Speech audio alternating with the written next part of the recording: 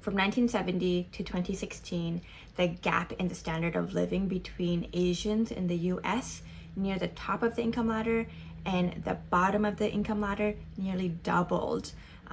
And the distribution of income amongst Asians became the most unequal in the US amongst the different racial and ethnic groups. And so this is coming from the Pew Research in 2018 on the income inequality in the US and the rising income inequality in the US amongst Asians.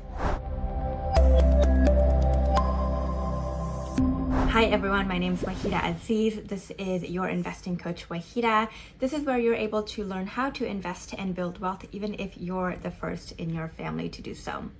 Okay, so a few years ago, I came across an article and it gave me the data for what I was feeling for so many years. So of course, I grew up low income, and throughout my life, I felt like I couldn't complain about my inequalities of my situation.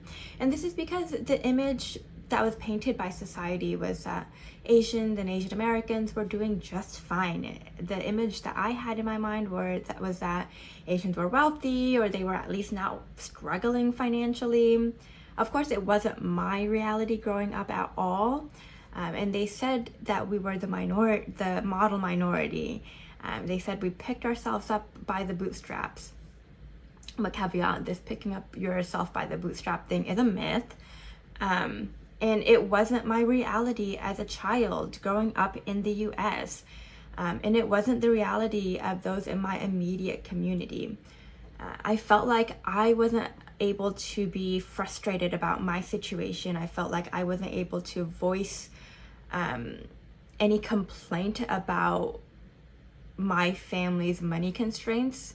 I felt like it was just fully our fault that we were in this situation, and everyone else was just doing fine. And it made it very, very hard for me to ask for help for anything. But of course, in reality, that's just not the full story, right? In an article from the Pew Research Center, it states that from the lowest to the highest, income inequality in the US increased most amongst Asians from 1970 to 2016.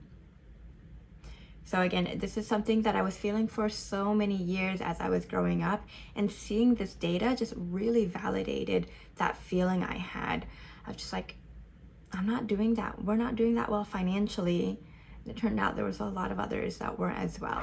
Okay, so from this study and from this graph, you can see that there's a huge income inequality from the top paid Asians in the US to the lowest paid Asians in the US. While Asians and Asian Americans rank overall the highest earning racial and ethnic group in the US, it's not the status shared by all Asians. So from 1970 to 2016, the gains in income from the lower income Asians trailed well behind the gains for their counterparts in other groups.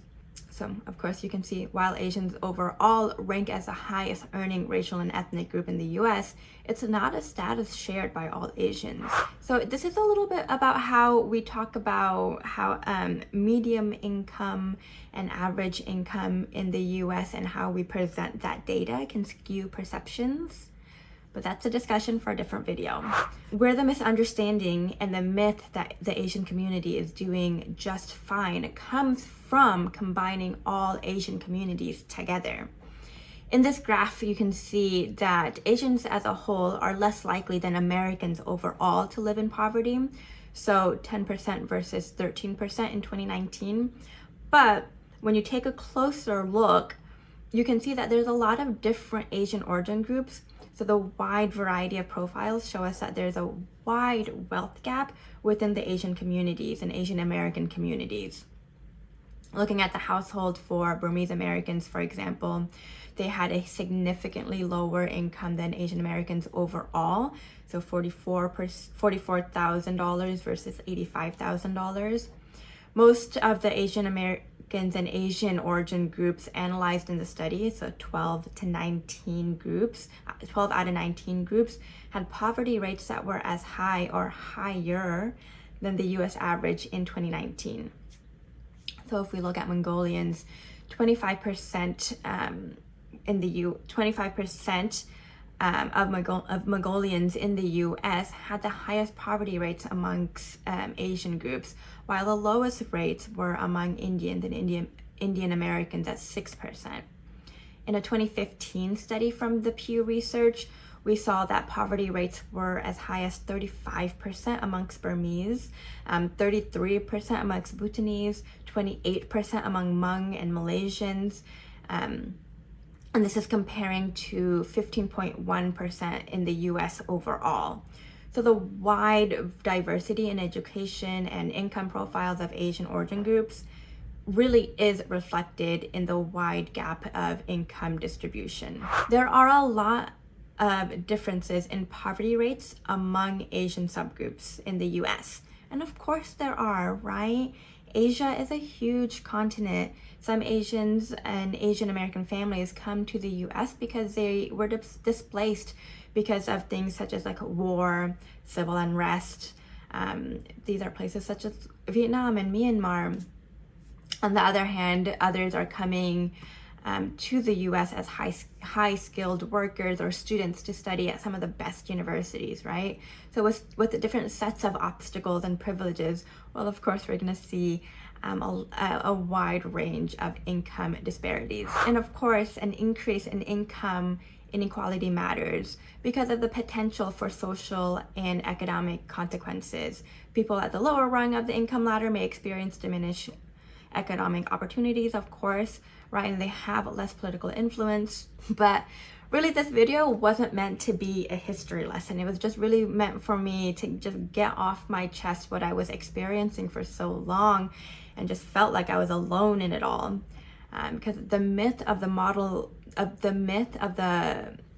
model minority and the Asians and Asian Americans were well off made me feel so unseen for so long. I was unable to voice my frustration, and I was just unable to ask for help for so long because I just felt like it was my fault that I was in this financial situation.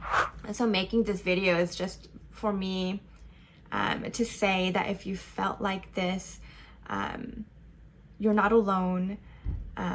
If you felt behind your peers with your money management and your investing knowledge, don't let that get you down. If you've ever felt alone with your financial situation, you are not alone.